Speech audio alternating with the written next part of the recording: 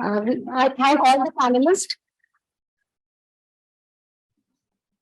So we have with us panelists of surgeons, molecular biologists, pathologists, and specialists of molecular techniques. So we have with us Dr. Gaurav Agarwal, Dr. Nupur Karnik, Dr. Neeraj Kumari, Dr. Siddharth Srivastava, Dr. Alok Gupta from Vedanta, he's a medical oncologist, and Dr. Neeraj Rastogi, who's a radiation oncologist. So as we know, over the years, for the past 20 years, there have been so many advancements in molecular technology, and it has touched every one of the medical fraternity's life. And now the knowledge is accumulating over the years. But with the coming of the next generation sequencing, there is a mass explosion of the knowledge which is there, leading to reclassification of many entities. And therefore, we stand today here to talk about this very important aspect of thyroid neoplasms. So what I'll do in the next 30 minutes, we'll talk about these four main topics. That is, what is the role of molecular testing in thyroid neoplasms? When we deal with differentiated thyroid lesions with a follicular or a papillary pattern, poorly differentiated and anaplastic thyroid carcinomas, medullary thyroid carcinoma, what is the strategy of testing? And then we'll take up questions from the audience. So we go one by one, and now we come. So when we talk of differentiated thyroid lesions, basically we have one pattern is a papillary and the follicular pattern. These are the most common patterns. So if we see the PTC is a BRAF-driven malignancy, and follicular tumors are the RAS-driven tumors. So there is a wide divide between these two types of entities, and therefore the molecular classification is coming in. So the question that the first we request the panelists to answer is, what are the situations of the lesions in differentiated thyroid lesions, be it papillary or follicular pattern, where molecular testing is indicated? So I'll request Dr. Neeraj Kumari, who is a professor and head at the Department of Pathology at All India Institute of Medical Sciences, Raebareli, to present her view. I think the role of molecular testing is mostly in the cytopathology specimens in thyroid, mostly in the lesions which are Bethesda class 3 to 5, because there we cannot distinguish whether it's a malignant or benign. So there it has a role of diagnosis. Once we come to histopathology, we have the tumor there. There is a role of in the management. The role is in the management. So mostly class 3, 4, and 5, there we can have molecular testing. Okay. So, Dr. Nupur Karnik, what is your view on the? Dr. Nupur Karnik is from PMH Mumbai, and I think ma'am has nicely summarized the indications for molecular testing in thyroid. I would just like to add that in some patients, after the histopath diagnosis, if the patient presents with a progressive disease, sometimes in our case we do get requisitions for NGS in which a wide panel of genes like BRAF, RAS, RET are tested, just to look for any possible therapeutic options for the patient. So in your scenario, what do you think is the most common indication when it comes for a BRAF or a RAS testing when they're asking to you to do? Once post-operative and the pre-operative scenario. So usually, commonly we get requisitions for anaplastic thyroid carcinomas, and followed by either progressive follicular carcinomas or progressive papillary carcinomas. Okay. So we have Dr. Siddharth Srivastava, who is from IIT Jodhpur, and he has extensive experience over molecular pathology. He has joined online. And Dr. Siddharth Srivastava, can you hear us and can you give your comments on your experience? He established the Newberg Institute of Genomics at Ahmedabad. Dr. Siddharth, please. Yeah, I can hear you. I wonder if you can hear me. Can you hear me now? Yes, we can hear you. You can be a little louder, please. Okay. So yeah, as Dr. Neeraj Kumari as well as Dr. Nupur has suggested, I think for any differentiated thyroid carcinoma, BRAF testing would be a must because of both therapeutic indication for the patient as well as for prognosis. So and also one more thing I would like to add here is the if possible, mutation analysis of TERT promoter, because TERT promoter mutation along with BRAF, the progression-free survival is even poorer. So that's the only thing I would like to add to this. Okay. So do you ask for third promoter mutation in all differentiated tumors, or there is a group of tumors in which you will ask for it? Actually, to be very honest, in the first go itself, if you know, if it's a already differentiated thyroid carcinoma, and the question is, what we can do for as far as the prognosis and therapy goes, then definitely TERT should come into picture for prognosis. Okay, thank you. So now we move on from the pathologist and the molecular biologist to the clinicians. We have with us Dr. Gaurav Agarwal. You have already been introduced to him. He is from the Department of Endocrine and Breast Surgery at SGPG IMS and has a vast experience. So in your view, Dr. Gaurav, what are the situations when you have prognostically or management-wise where you think you will require some molecular testing for a patient in management? Well, I concur with whatever has been said. As far as diagnosis is concerned, I mean, things have been covered, but we also, today we are practicing in an era when we are transitioning from clinical and anatomical based decision making to molecular based decision making. There are a subset of all our patients where we are not certain, based on the conventional biomarkers available to us, whether the patient is going to have a low risk or an intermediate or high risk disease. And there, the role of these molecular markers does come in. So I agree with what has been talked about follicular carcinoma. And in patients with especially follicular variant papillary carcinoma, not just for diagnostic discernation, but also for assigning prognostic classification to that individual patient, these markers can be useful. We do not use them as often in our clinical practice today as we would like to, because of the obvious reasons of inavailability and cost. But eventually, I suspect over the next few years, just as we are now doing for so many other conditions, I mean, I'll take an example of medullary carcinoma within this whole group, where entirely our management is today dictated by a combination of RET mutation results as well as the calcitonin and CEA levels. And then almost never we manage a patient with medullary carcinoma without this set of information. But in coming years, hopefully, for every patient with differentiated thyroid cancer, or at least for a majority, we would include BRAF and RAS for sure, maybe TERT promoters as well, before we arrive at a firm treatment plan for them. Comment. Like as far as treatment and prognosis is concerned, BRAF, V600E and TERT, they are more important because the tumors which are positive for them, they have more of lymph nodal invasion, invasiveness, bilaterality and metastasis. That is more common in them. And BRAF, we have therapy. So as far as therapy and management is concerned, these 2-3 markers like P53, RAS, BRAF, they are more important. I'll request Dr. Alok Gupta to kindly present his view on this very important area. So, few points have been made regarding the prognostic implication of these markers. Just to add, BRAF is supposedly a poor prognostic marker, as has been commented here. With regards to the therapeutic implications, I would say testing for these markers has become an integral component of the management, especially in the radioiodine resistant setting. Yes. Or the radioiodine refractory tumors. It has become a very much integral component, and these tests are very much routinely available with us in our clinical practice. Now, most of these patients in the radioiodine refractory setting would be carrying some form of molecular abnormality.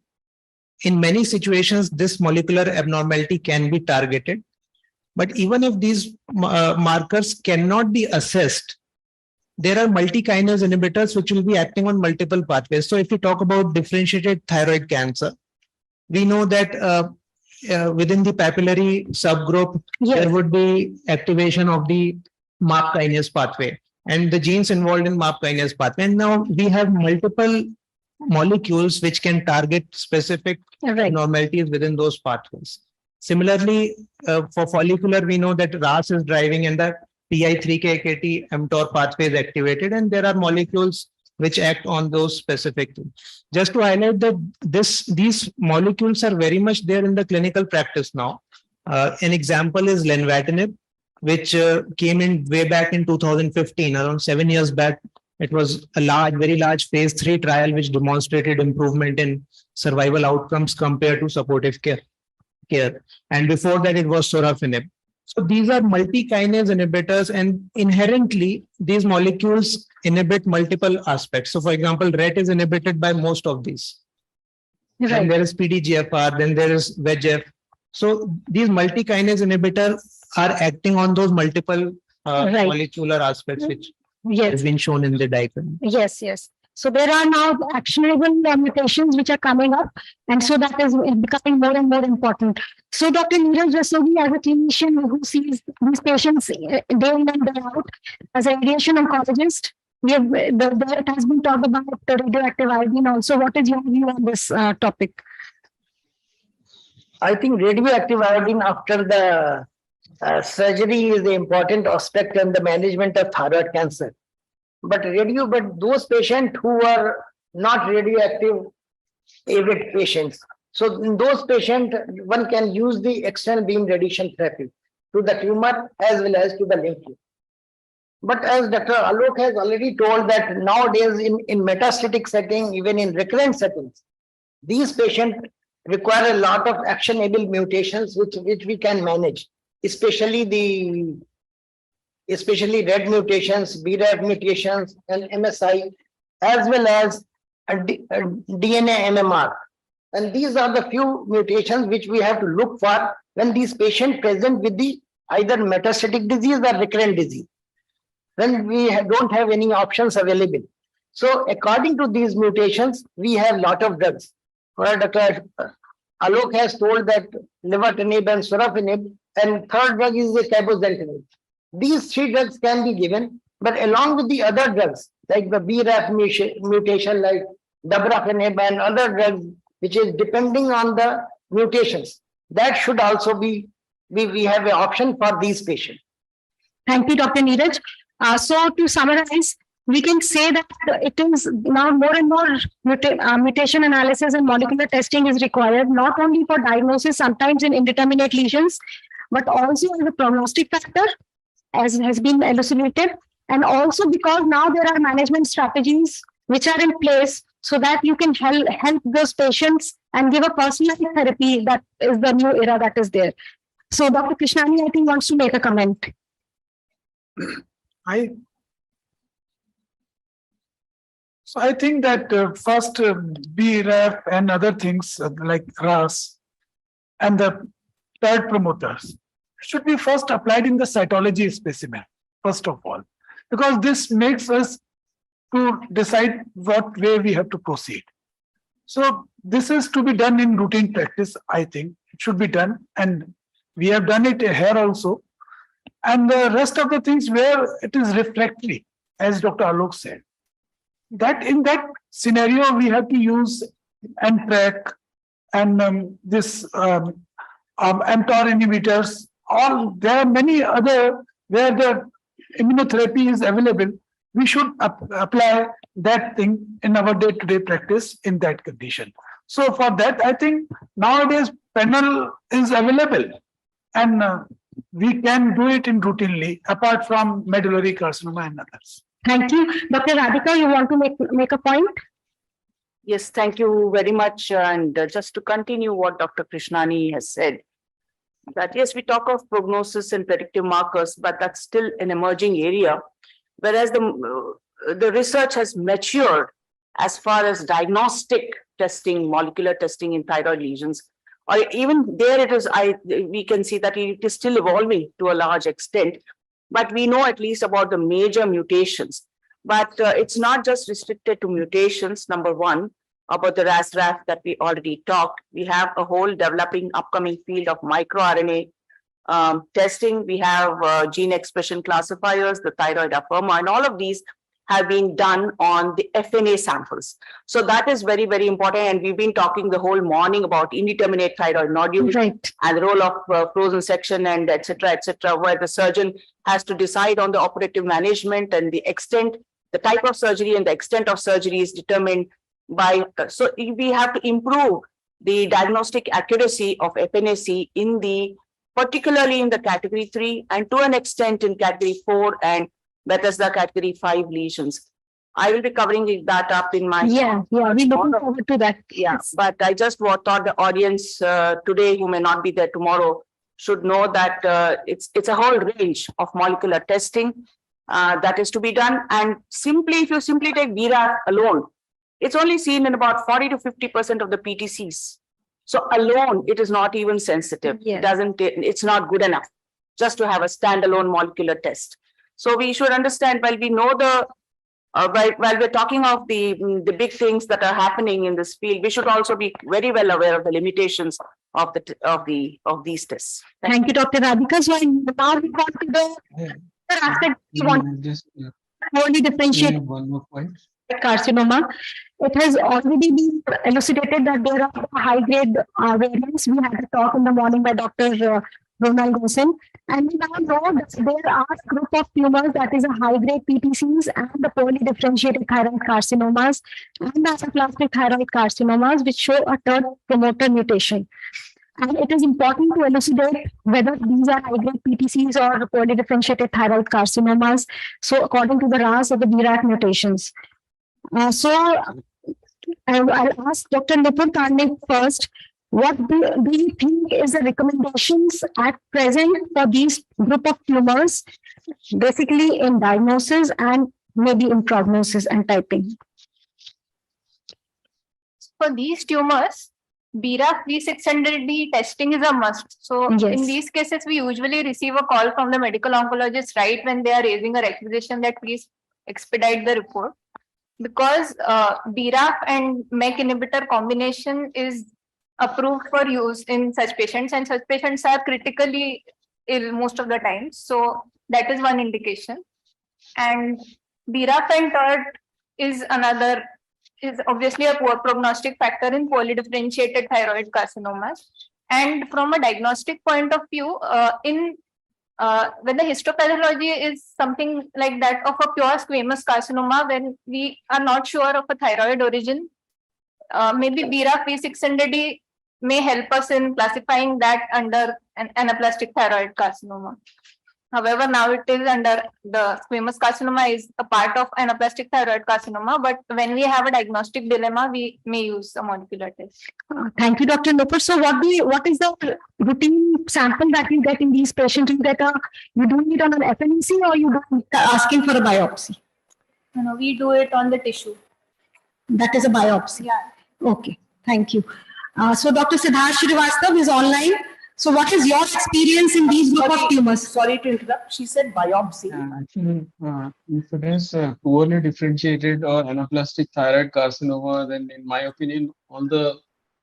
Just a minute, Dr. Siddharth, Dr. Radhika has a point to make. Just a minute. Yes, ma'am. Question was, when you said biopsy, were you using fresh tissue? That's a core biopsy, or was it FFP sections? No, FFP sections, because our protocols are validated for FFP sections. Okay, doctor. Okay, Dr. Siddharth, you may continue. Yeah. So, if it is already diagnosed as poorly differentiated or anaplastic thyroid carcinoma, then in my opinion, all bets are off, because we are looking at maybe 6 months or around 3.5 years of time. So typically one should use a large panel, which should definitely include BRAF, and it should definitely include RET, and apart from RET, it should also include NTRK. So RET and NTRK gives some handle to the medical oncologist of sulfacatinib or entrectinib, those kind of drugs, if the patient can afford. So definitely a larger panel, and along with that, maybe we should also go with MSI or DMMR test, so that the immunotherapy option also opens up. So if it is anaplastic or poorly differentiated, all these, a larger panel will always be very helpful. Now, one extra point that I wanted to add based on the previous discussion was that the genomic test can easily be done on FNA samples. So we have actually done that. We used to take FNA samples in RNA later solutions, and it used to give beautiful results. So we don't have to always stick to the tissues. But as far as the differentiated, poorly differentiated anaplastic, large panels. Yes, thank you. So Dr. Neeraj, would you like to add on this point as a pathologist? Yeah, in polydifferentiated and anaplastic tumors, as far as diagnosis is concerned, if it is an FNA sample, mostly most of the times it is obvious, or we have, as Madam said, we have large panels. We have like panels which can rule in and rule out. For example, we have Thyroid version 3, which can rule out because it has a high positive predictive value. Whereas we have a FERMA gene expression panel, which can rule in, which has a high negative this thing. But as far as diagnosis is not a problem in these tumors. Mainly, we have to decide on prognosis and management. For those, I think the TERT, BRAF and RAS, they are more important because there we already have the diagnosis. We just need to decide the prognosis and the management. For example, even BRAF V600E is mostly seen in the invasive and the classical papillaries, whereas in NIFTP and all, we have different BRAF mutation. That's K600E. So even the different types of mutations also matter. Thank you, Dr. Neeraj. So now we move on to the clinicians. Yes, ma'am, please. I just wanted to add, I don't know how many of you are aware that there is one published study of these looking at the 5 gene antigen real-time PCR kit. It's simple. It's only looking at the KRAS, HRAS, NRAS, and of course at BRAF V600D. So there are 2 in KRAS, so that's why it's a 5 gene assay. We did it on FNACs. On direct samples, and many times we have simply scraped the smear, and that is very useful. So you know, sometimes at the time of doing FNAC, you can't take a sample for molecular test every time because you don't know what it's going to turn out to be, but you could have protocols. But what we found very useful was scraping, cell scrapes. Okay. We scrape the smear and you extract DNA, even RNA can be extracted from that. And all the tests, including NGS, can be run not just on a direct FNA sample. That is wonderful if you can collect it at the time of FNA and RNA later. But if you didn't, your source is also the smears, which are an excellent source of both DNA and RNA, and you'll get excellent results, provided it's within a year or so. We haven't done it in very stored archival smears, but at least up to 1.5 years, we have had no problems in getting good quality DNA and RNA from them. Thank you. Thank you. Can I go to Dr. Alok to give his comments? We did from Entrogen, it has that all the RAS, NRAS, SRAS, as well as BRAF. We did it on FNA smears only by scraping, and we had a good results with that. We published that in Journal of Cytology. Somehow, people don't want to quote Indian studies, but I thought I should bring it to the notice of the audience that there is a published study. Thank you. Dr. Alok, what is your experience on anaplastic and polydifferentiated, and how do you go about it?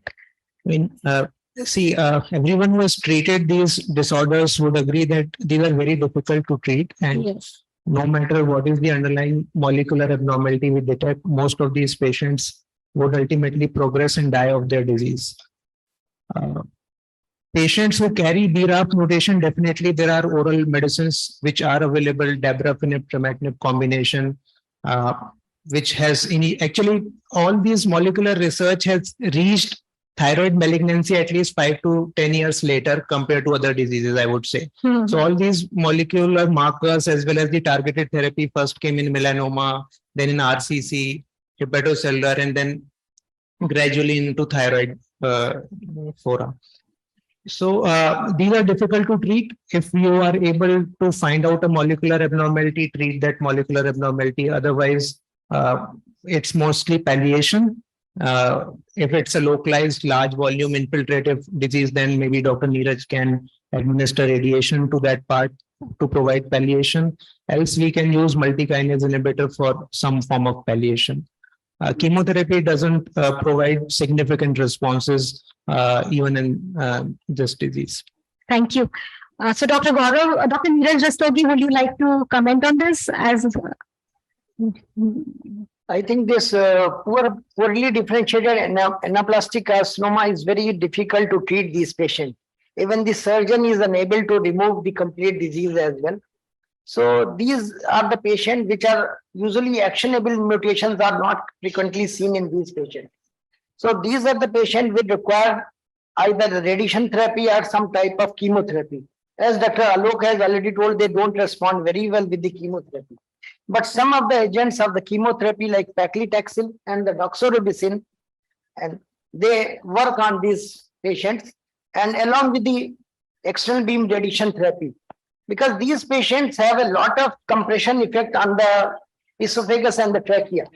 So radiation therapy can relieve these symptoms of these patients and can do the growth stunning. So these are the patient can be relieved, but already because they have a very poor prognosis. And so we have to give these in palliative setting most of the time and very short life expectancy of these patients. Thank you. Dr. Gaurav, what is your experience as a surgeon? So, Well, I agree with the views provided so far, but I would like to draw attention of everyone to the few facts which are overlooked often. Poorly differentiated and anaplastic thyroid cancers, one may call them orphan diseases. Not many people want to treat them. When we talk of thyroid cancer, we immediately either think of a curable, imminently curable disease like a small PTC or a universally fatal anaplastic carcinoma. Or often we forget there's a lot in between. And within this space of anaplastic and poorly differentiated, there are, though not so very frequently, patients who are treatable, who are not beyond treatment. As Dr. Alok and Dr. Neeraj said, that vast majority of anaplastic, when they come to us, we just have to talk about palliation and then symptom control to the extent it is possible. But there is a small subset of patients who are treatable, and any center with a reasonable collection of thyroid cancer patients, we all have anecdotal patients who had anaplastic carcinoma and have been living for decades. Well, often we are asked whether you made a mistake or if this was a misdiagnosed case, but there are certain cases where we are absolutely certain of the diagnosis of anaplastic, but the very fact that these patients were picked up rather early and they had intratumoral anaplastic carcinoma, intrathyroidal anaplastic carcinoma, and they could be operated with a curative intent. Not always it is possible, but when this is possible, even from the viewpoint of palliation, a thyroidectomy is the best palliation available for anaplastic carcinoma. No amount of drugs and radiation would give you that kind of lasting palliation, symptom palliation. So we cannot, point I'm trying to make is that let's not write off any patient merely because there's a cytological diagnosis of anaplastic, and certainly not for poorly differentiated. As we have also published ourselves, there are poorly differentiated areas within well-differentiated cancers, and they behave quite similar to well-differentiated thyroid cancers. And then there you have really poorly differentiated cancers. And even within anaplastic carcinoma, we have to make a distinction of a de novo anaplastic versus a long-standing thyroid cancer turning into anaplastic. Again, depending on what step or at what stage of their progression we have caught them, if it is possible to treat them with a curative intent, that's the best possible option. thank you, Dr. Gaurav. Now we move to another important area, that is a medullary thyroid carcinoma. This is a tumor where mutation analysis has been done for quite some time now, more so because many of the cases are familial, and so they are picked up. And red point mutations are the one which are the most common. So, in short, we'll just drive upon the topic by first the clinicians and then I'll come to the pathologist.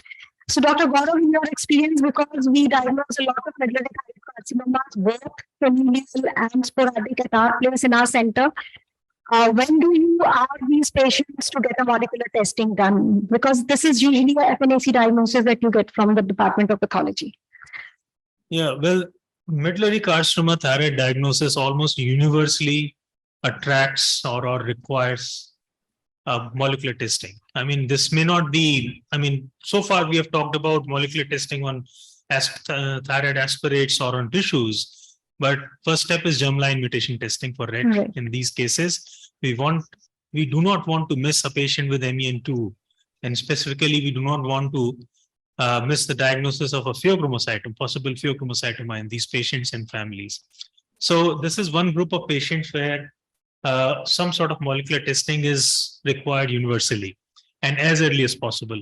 And it's not in certain other conditions, we can wait until the primary treatment is over. Here, we want to know about this information right at the very onset and at the very beginning so that we can make appropriate treatment decisions. If the patient has a germline mutation for RET, then of course our treatment plan is entirely different compared to a sporadic. Even in the sporadic, seemingly sporadic medullary carcinomas, again, we published that a few years ago. There's about 40% RET mutation positivity. I'm talking of somatic mutation positivity. And there is a correlation with outcomes.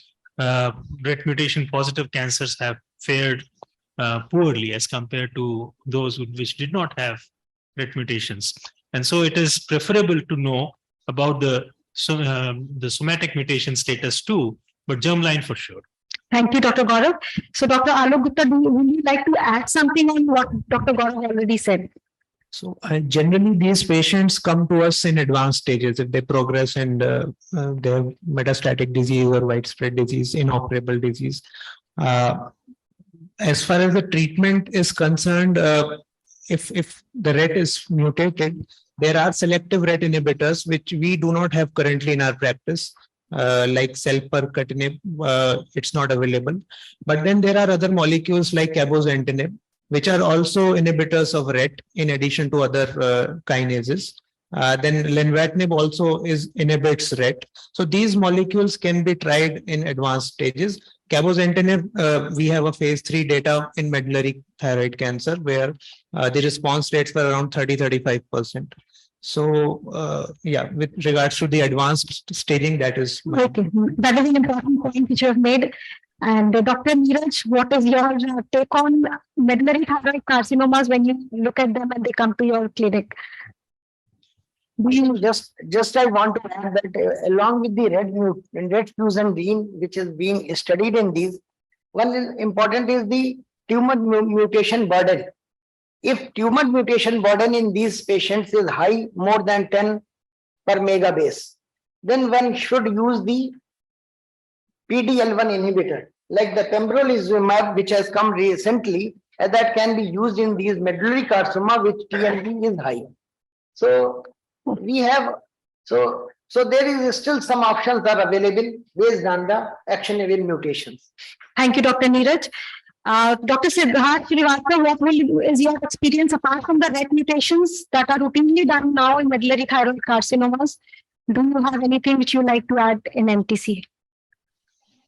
I think the only other thing would be, definitely getting the genetic counselor into the picture to identify men or also familial adenomatous polyposis that can also result in this, and Cowden syndrome, which is caused by a germline mutation in PTEN. So a genetic counselor will take enough time to get the family history and all kinds of cancers that have happened to different members to then again report to the medical oncologist and it can move ahead. But as my earlier speaker suggested, that it is very important that apart from RET, immunotherapy option is explored, and I think doing a TMB, which is again a genomic test, or maybe an MSI, both may tell whether pembrolizumab might be applicable or not. Okay, thank you. So in metastatic disease, they have an important role to play, right? So Dr. Neeraj, would you like to add on this group of tumors? Nothing much, as Dr. Gaurav has already said that this is one tumor where we don't need a selection criteria. Once we have the diagnosis of medullary carcinoma, we have to do molecular testing for it. because it has an impact on familial screening, as well as we have different kinds of mutations which have high risk, low risk, as well as intermediate risk. So we need to classify those tumors in different risks, as well as for familial screening. We have to do mutation testing. Thank you. Dr. Nupur, what is your experience in TMH on the MTCs? I agree with the discussion so far. And just the presence of RET mutation is not important. The type of the RET variant detected is important. So some variants like the one at the 814 position at the tyrosine kinase domain, that is a classifier of poor prognosis, even in sporadic medullary thyroid carcinoma. So the variants are important. Thank you. Thank you. So now we move on to the most important topic, which is perplexing for not only for the pathologist, but for everyone, for the clinician. So what is the strategy of testing? I'm not dwelling too much on biopsies and FNACs because that will be taken up by Dr. Radhika tomorrow. I don't want to take that space. So what is the strategy of testing? What tests will you like to do in these? So we have a panel, as Dr. Neeraj pointed out, we have targeted panels. She talked about thyroid sequencing. So we have other modalities. You have commercial panels. I have not named them here. You also now have a lot of microRNA panels. NGS is something which is all around. So now my question to the pathologist is, so what is your basically strategy for testing, sampling, and basically the technique? Of course, it depends upon the mutation that you want to look for, the group of tumors that you're looking for, but what is the general take on these tumors? So Dr. Nupur, and your experience at TMH. So for thyroid tumors, the type of test actually depends on how much the patient can afford, because most of the larger panels are very costly. So in some cases, it might exceed the cost of the surgery. So, in ideal cases, a smaller panel which includes BRAF, RAS, TERT, that should be the first choice of molecular testing. And if we have to look for additional therapeutic options, maybe a larger NGS panel could be done.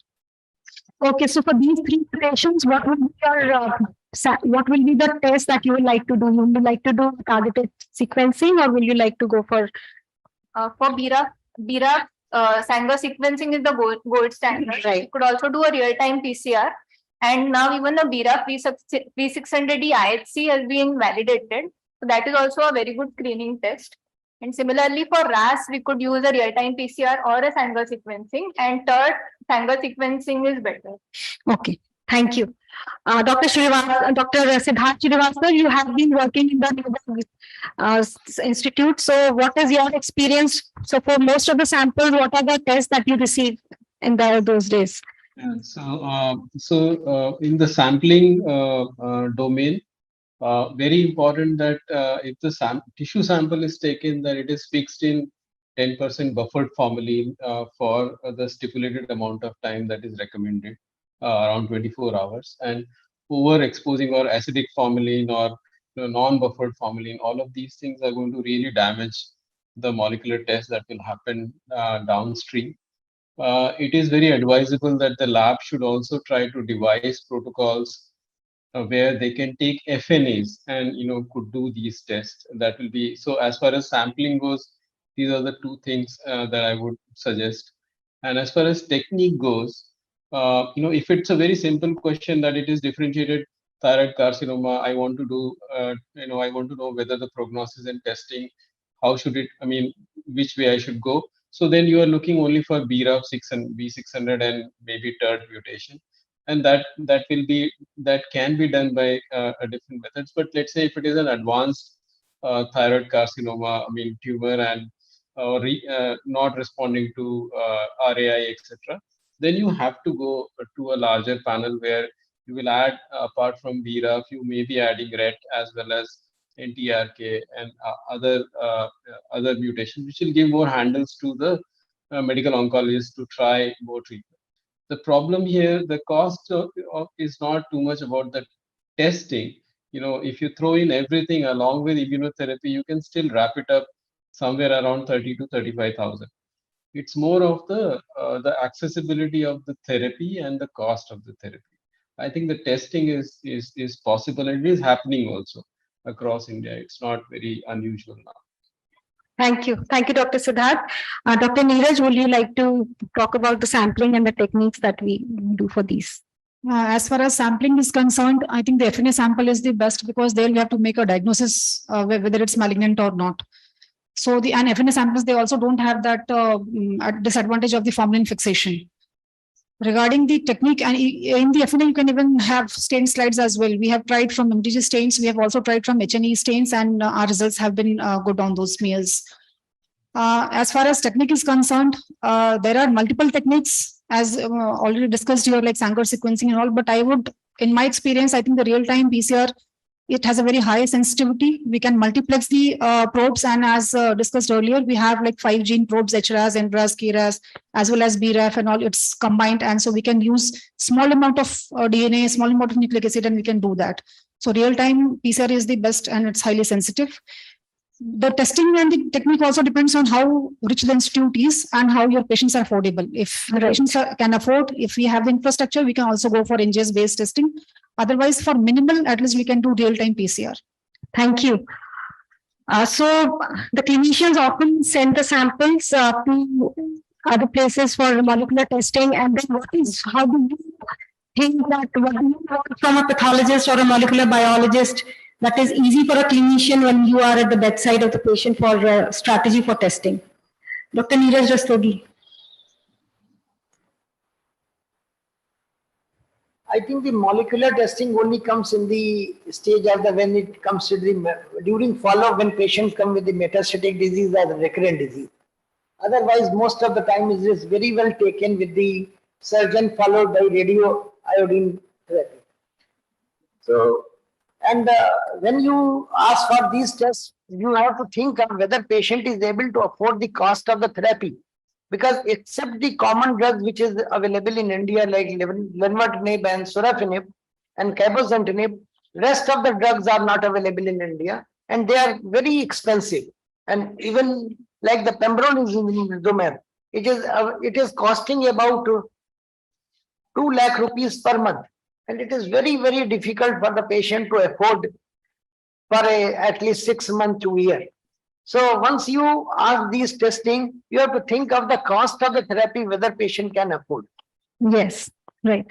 So Dr. Gaurav, would you like to make your comment on this strategy of testing? How do you go about it? Ma'am had a point to make. Should I? Yeah, please, Dr. Radhika. I didn't see your. I think as far as testing strategy is concerned, I'll have to say that we need to break it down into the scenarios. What is the purpose of that particular test? So at least 3 different scenarios I can think of, though these are not things which are or not kind of scenarios we often encounter and we use. But wherever we are trying to use molecular testing as a problem-solving tool for diagnosis, of course, they have to be performed on cytology smears. And we haven't been doing that, but for obvious reasons, the panels, either Thyrosec or Afirma, they are the flavor of the season. But given a choice, if there's a need, we have been using very anecdotally BRAF, for example. But that is as far as diagnosis is concerned. For iodine refractory and progressive advanced stage diseases, these have to be again tailored to. I don't see a scenario where we'll be able to use a whole panel. They'll have to be tailored to the individual patient's anticipated benefits, rather than having a whole panel done together. And then as far as medullary carcinoma is concerned, which is, I wouldn't say that's the commonest, but that is the most interesting cancer of these all for us endocrine surgeons.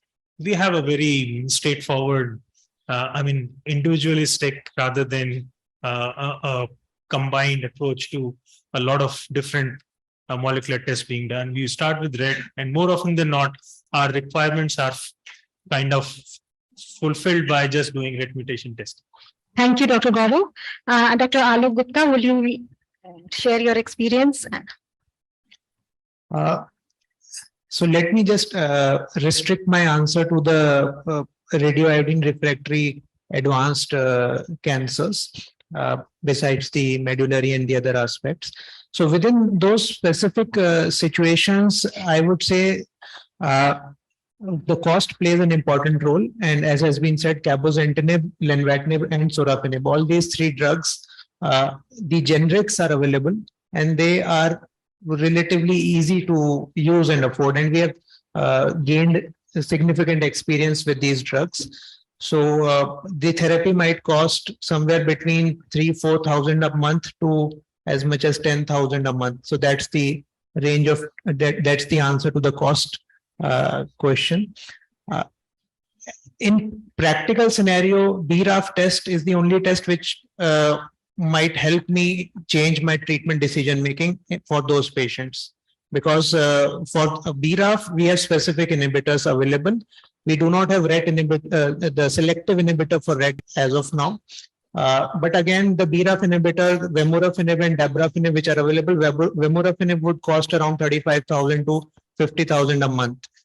So if somebody can take that cost, we should go ahead and test for BRAF. Now, this is as far as the therapeutic aspects of papillary and follicular radioiodine refractory cancer is concerned. So will you ask the pathologist to get it done by IHC, or would you like to send the samples to for one? Medical oncologist, NGS has become very favorite. That's what I'm asking. It makes our job easy. Right, that is what is. So now, Dr. In fact, I have had experience where the BRAF, which was done by PCR, was negative, and I sent the same sample to Foundation One US, and they did an NGS, and it came out to be positive. And that patient survived for 1.5 years on dabrafenib trametinib combination. Okay. So yeah, that is true. I mean, yeah, it also depends on the compare RT-PCR to NGS. So Dr. Radhika has a point. I think most of the points have been very nicely summarized by the panelists. So I just was comparing, this emerging field in thyroid actually to slightly the lung cancer field, where things are a little more crystallized now. Right. And we, all the stakeholders have sat together at the international level, of course, and they have clear-cut guidelines, regarding like all the questions that you posed. What is the sample? What is the strategy? How to go about it, etc., etc. So I think we're still looking at it. Maybe in the coming years, I think guidelines for thyroid molecular testing will actually see the light of the. They're crystallizing slowly. Slowly. Yeah. I just want to add, while I was preparing for this talk, I just came across a couple of papers which could be a game changer for BRAF testing, and that's ddPCR. Yeah. It is so simple, so easy to do, a point mutation, and that can be done even in low resource settings also, rather than, of course, NGS is the costliest. And like you said, yes, Sanger sequencing is good, but then we know that the sensitivity of Sanger sequencing and the allele frequency is less than 20% or so. It doesn't work well. It can miss a lot of cases. So these are a lot of issues, I think, and I really look forward to the day when the endocrine society, along with the pathologists and molecular pathologists, and all of them sit together and really provide the guidelines. Dr. Shikra wanted to make a point. Yeah, so what we do is we use a stepwise approach. First, we do RT-PCR, we do BRAF if the patient requires a targeted therapy. If that comes negative, that's when we resort to NGS. So RT-PCR we are doing in-house, it's easy. So we use the kit, we provide a solution. And in some cases, now the clinicians are also coming back to us for PDL1. So PDL1 also we are doing and providing the results. So that's how we do it. Again, stepwise to save on the costing and the time. Thank you, Dr. Chipra. Dr. Krishnani wants to make. Just one question, very small question related to tumor mutation burden. If there is no hope, then why can't we go for tumor mutation burden, especially in the resistant patient? If the patient can afford, because we have immunotherapy for that. Yeah. Can I answer that? TMB is usually low in cancers, thyroid cancers, including ATC. So even ATCs have a less than 10 MB tumor mutation burden. So it's not of much help. And in MTs, in medullary thyroid carcinomas, we have done few cases with PDL1. They are usually PDL1 negative. So I think immunotherapy is lower down in most cancers, except for ATC, when PD-L1 is more commonly diffusely positive. Right. So for PD-L1, you're doing by the immunohistochemistry protocol. Yeah, by Ventana. Ventana, which clones? We are using SP260. 260. Okay. Thank you, Dr. Shipra. So are there any other comments from the audience? Okay. So thank you so much. That was a very exciting discussion, and this discussion doesn't end here because there is a long way to go. Thank you so much, everybody. As a pathologist, we all know that molecular is in our lives. We are looking at a molecular microscope. Thank you so much. That was very nice of you. Thank you. Thank you so much, Professor ma'am, for this discussion. And thank you to all the respected chairperson for this interactive and informative session. All the delegates are requested to take selfie for selfie cup at selfie booth. It will be available till 4 p.m. today. Now we move on next panel, which is entitled as updates on pheochromocytoma and paraganglioma. For this, we would like to invite our honorable chairpersons to come on the stage. Professor R.K. Gupta sir, he's the head of department of in Sahara Hospital, Lucknow, and he's a former head of department of HGPGI, Lucknow. Professor Nusrat Hussain ma'am from RML Institute of Medical Sciences. We request Professor R.K. sir kindly introduce our speaker, Dr. Arthur. He will be joining us online. We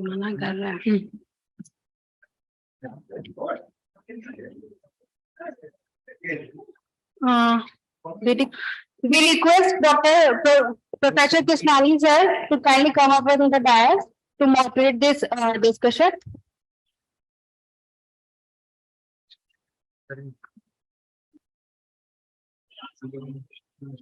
Take care. The chairperson is. But if you kindly introduce our chairperson, the speaker.